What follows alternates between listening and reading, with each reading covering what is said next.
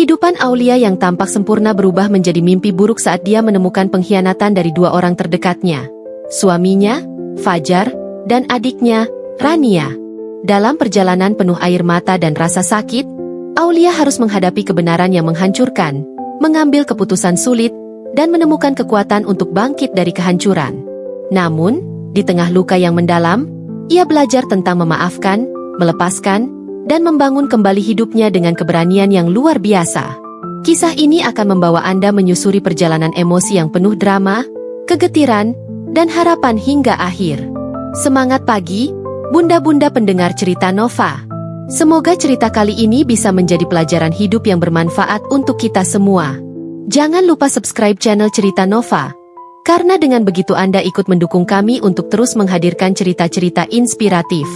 Doa terbaik untuk bunda-bunda semua. Semoga selalu diberi pahala berlimpah, rezeki yang lancar, serta keluarga yang harmonis dan bahagia. Amin. Ayo, mari kita simak cerita selengkapnya. Wajah tersenyum dengan mata bahagia. Bab 1. Awal kehidupan yang tampak sempurna. Aku adalah Aulia, seorang wanita yang selalu percaya bahwa hidupku adalah gambaran kebahagiaan yang sempurna. Pernikahanku dengan Fajar telah berlangsung selama 7 tahun, dan di setiap sudut rumah kecil kami, selalu ada tawa dan cerita yang membekas. Fajar adalah pria yang ideal di mataku. Setiap pagi ia selalu mengecup keningku sebelum pergi bekerja, dan setiap malam ia memastikan aku merasa dicintai. Hidupku seperti sebuah dongeng, penuh warna dan nyaris tanpa celah. Namun, aku tidak pernah tahu bahwa awan gelap mulai menggantung di atas kehidupan ini, perlahan tapi pasti. Adikku, Rania, adalah bagian dari kebahagiaan itu. Rania bukan hanya saudara kandungku, dia adalah sahabat terbaikku, seseorang yang selalu bisa kubanggakan. Dia sering datang ke rumahku untuk berbagi cerita, bahkan menginap di akhir pekan. Aku menikmati kehadirannya yang ceria dan penuh energi, seperti sinar matahari di tengah rutinitasku yang padat. Kami memiliki ikatan yang erat, dan aku merasa tidak ada rahasia di antara kami. Namun, hari-hari itu, aku mulai menyadari sesuatu yang aneh, meskipun aku belum tahu apa. Semuanya dimulai dari hal-hal kecil. Aku sering melihat Rania memperhatikan Fajar dengan cara yang berbeda, tetapi aku mengabaikannya, berpikir bahwa itu hanya kekaguman seorang adik kepada kakak iparnya. Kadang-kadang, aku mendapati mereka tertawa bersama di dapur, bercanda seperti dua teman lama. Aku merasa sedikit cemburu, tetapi aku menepis perasaan itu. Bukankah ini hal yang normal? Bukankah lebih baik jika mereka akrab? Aku terus meyakinkan diriku sendiri bahwa aku tidak perlu memikirkan hal-hal yang sepele. Namun, ada satu kejadian yang mulai mengusik pikiranku. Suatu malam, aku terbangun untuk mengambil air di dapur. Aku melihat Fajar sedang mengirim pesan di ponselnya dengan senyum kecil di wajahnya. Ketika aku bertanya siapa yang dia ajak bicara, dia hanya menjawab, "Ini urusan kerja." Aku tidak menaruh curiga, tetapi hatiku terasa sedikit tidak nyaman. Mengapa ia tidak segera mematikan ponselnya ketika aku mendekat? Mengapa aku merasa ada sesuatu yang disembunyikan? Puncaknya terjadi saat Rania tiba-tiba meneleponku pada suatu malam. Suaranya terdengar tergesa-gesa. Dia meminta izin untuk menginap di rumahku tanpa alasan yang jelas. Aku, tentu saja, mempersilakan.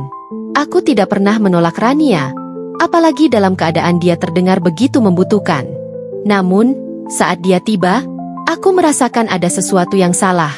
Wajahnya tampak lelah, tetapi ada kilatan aneh di matanya, seolah-olah dia menyimpan sesuatu yang tak terucapkan. Aku mencoba bertanya, tetapi dia hanya tersenyum dan berkata bahwa dia baik-baik saja. Hari itu, aku duduk di ruang tamu bersama mereka berdua. Kami menonton film favoritku, tetapi aku merasa tidak ada yang benar-benar hadir. Fajar tampak asyik dengan ponselnya, sementara Rania duduk terlalu dekat dengannya. Aku ingin bertanya, ingin memastikan bahwa ini hanya imajinasiku, tetapi suaraku terasa tercekat. Aku tidak ingin merusak suasana. Aku tidak ingin menjadi istri yang paranoid.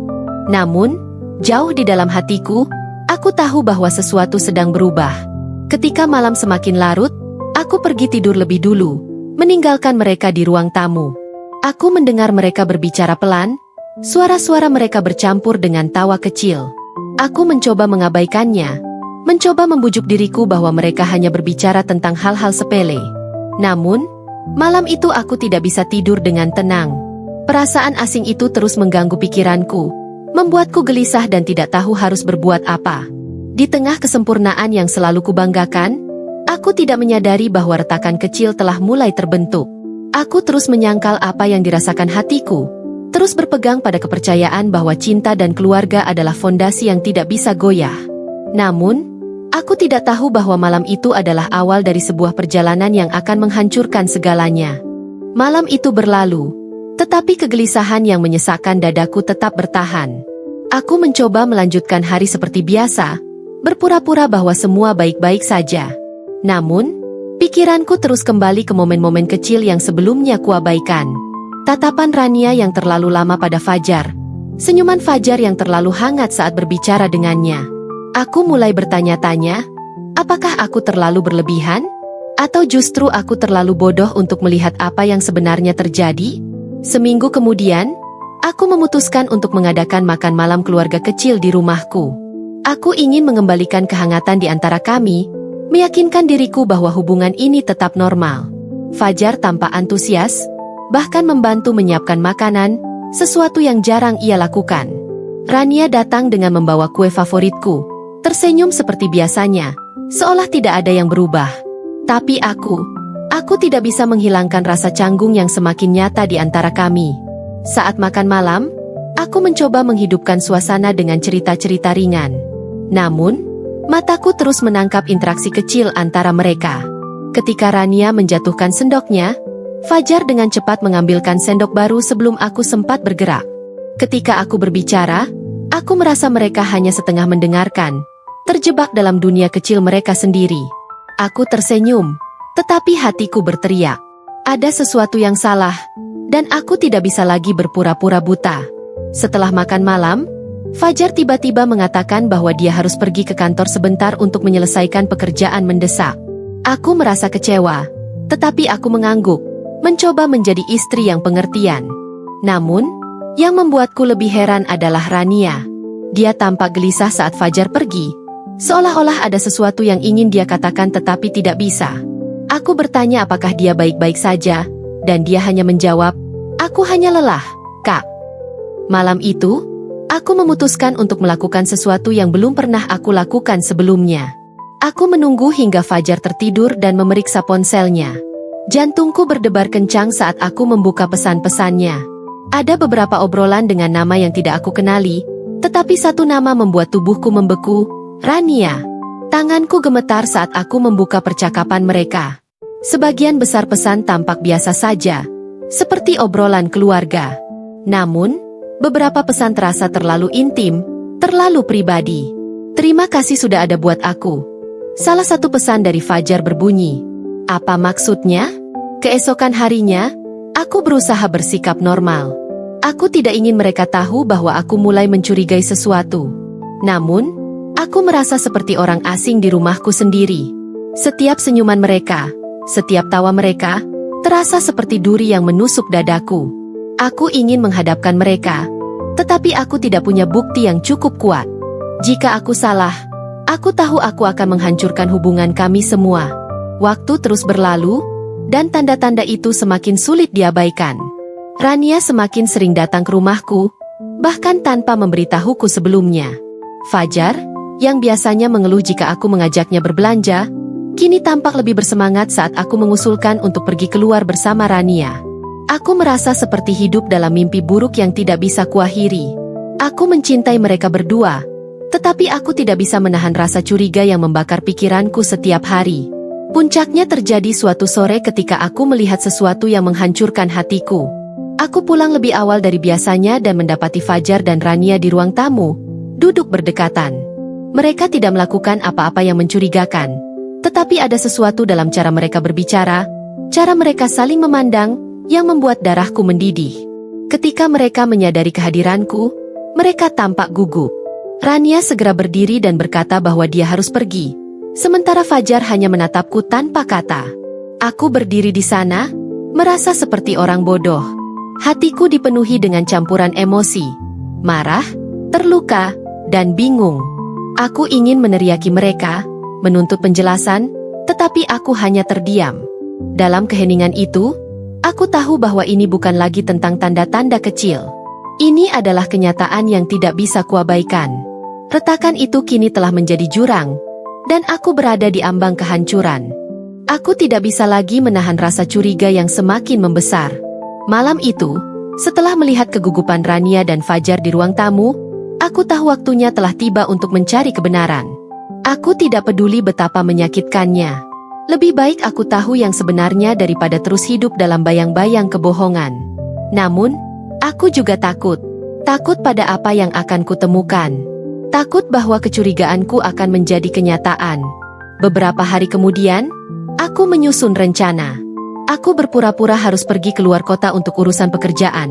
Tetapi sebenarnya aku hanya menginap di rumah teman dekatku, Lia, yang selalu menjadi pendengar setiaku. Aku memintanya untuk menemaniku malam itu, memberikan dukungan jika aku akhirnya harus menghadapi kenyataan yang menghancurkan.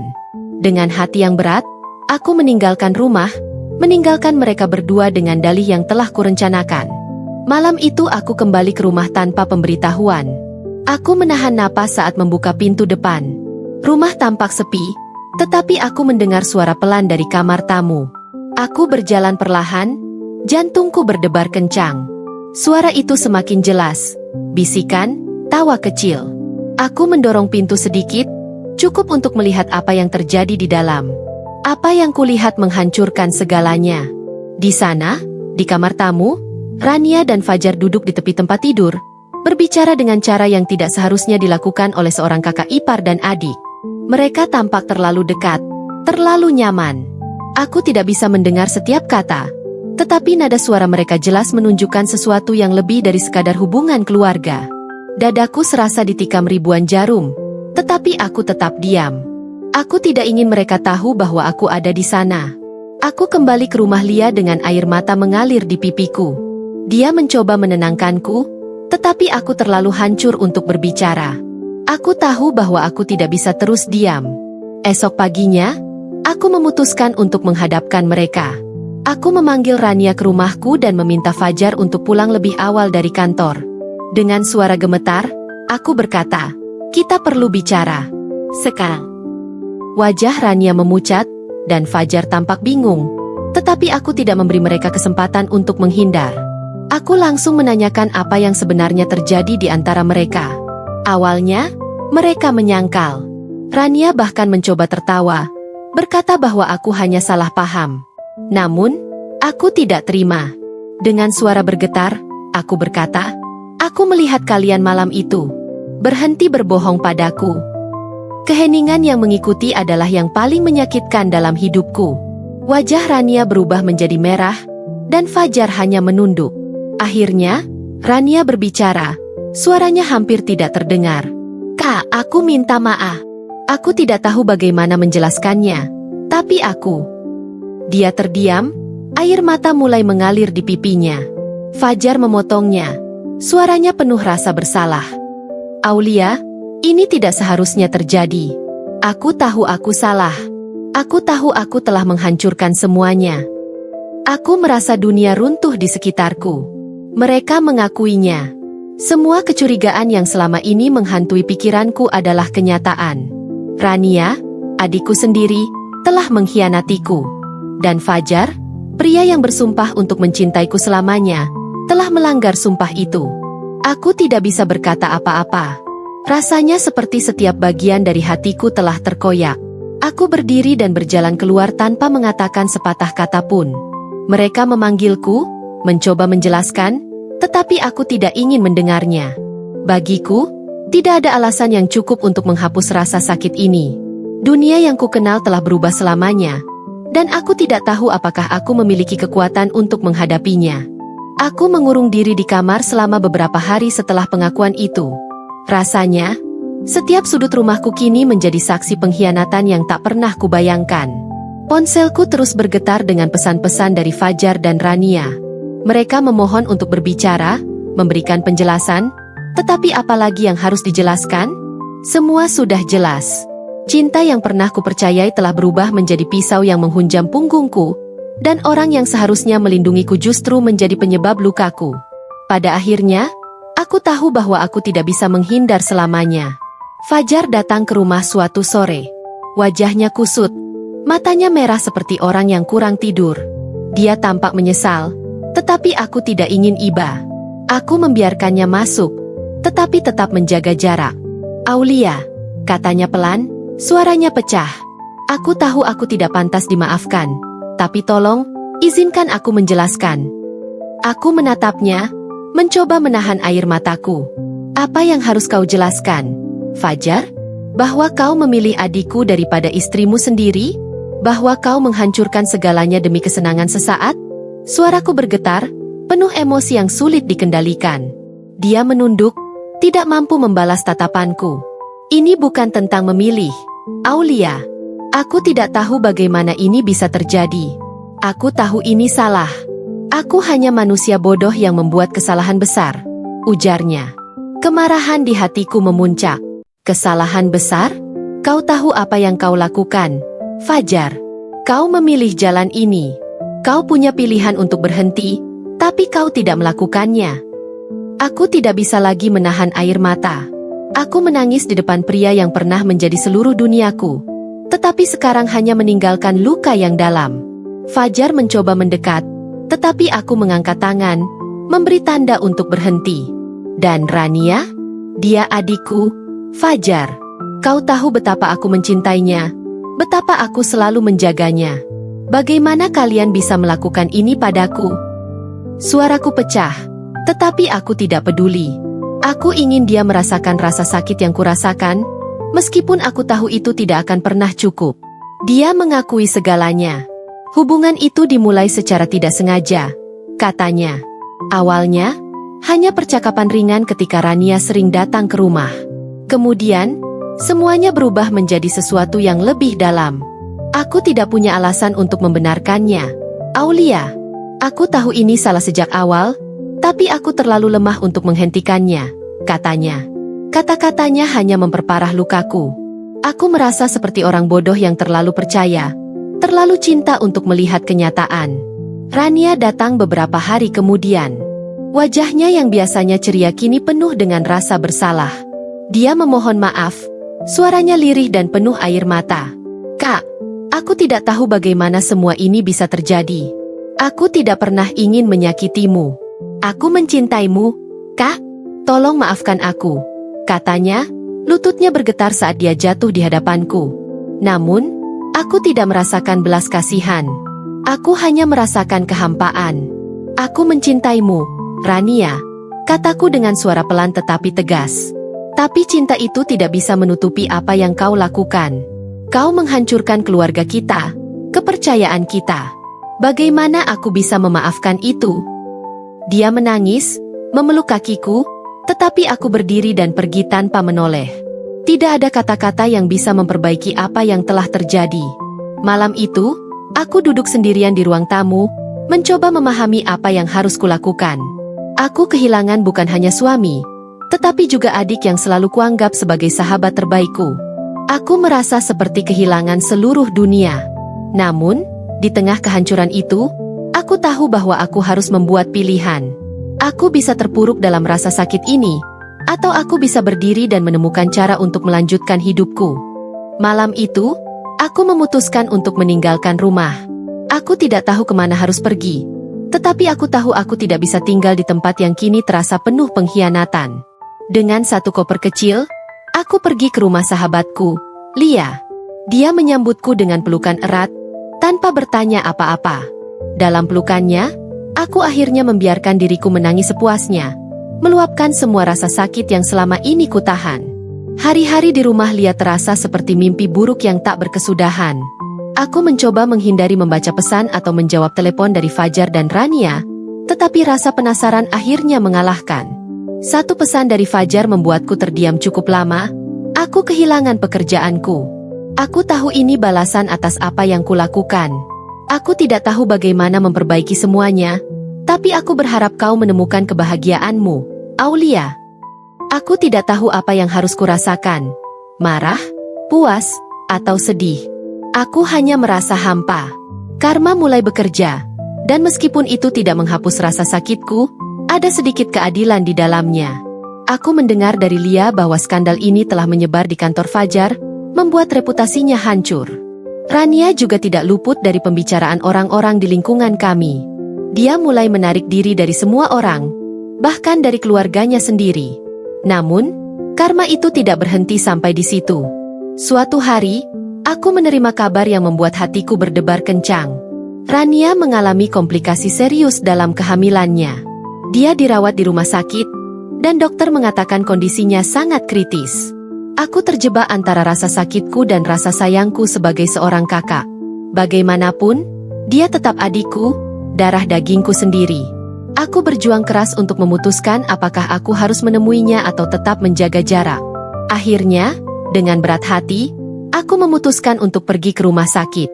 Saat aku masuk ke kamarnya, aku melihat Rania terbaring lemah di ranjang. Wajahnya pucat dan matanya sembab karena menangis. Dia melihatku, dan air matanya langsung mengalir. "Kak," suaranya hampir tidak terdengar. "Aku minta maaf. Aku tidak pernah ingin semua ini terjadi. Aku hanya ingin kau tahu bahwa aku menyesal." Aku berdiri di sana, mencoba menahan emosi yang berkecamuk di dalam diriku. "Rania," kataku pelan, "aku tidak tahu apakah aku bisa memaafkanmu. Tapi aku tidak ingin kehilanganmu. Kau tetap adikku, meskipun kau telah menyakitiku lebih dari siapapun." Kata-kataku membuat air matanya semakin deras. Aku menggenggam tangannya, mencoba memberi kekuatan meskipun hatiku masih terluka. Fajar datang tak lama kemudian. Dia tampak lebih kurus, dengan mata yang tampak lelah dan penuh penyesalan. Dia hanya berdiri di sudut ruangan, tidak berani mendekat atau mengatakan apa-apa. Aku tidak berbicara padanya. Kami hanya saling diam dalam keheningan yang dipenuhi beban. Untuk pertama kalinya, aku melihatnya tidak lagi sebagai suami, tetapi sebagai orang asing yang pernah menghancurkan hidupku. Setelah beberapa hari di rumah sakit, kondisi Rania perlahan membaik. Aku memutuskan untuk pergi, meninggalkan mereka berdua.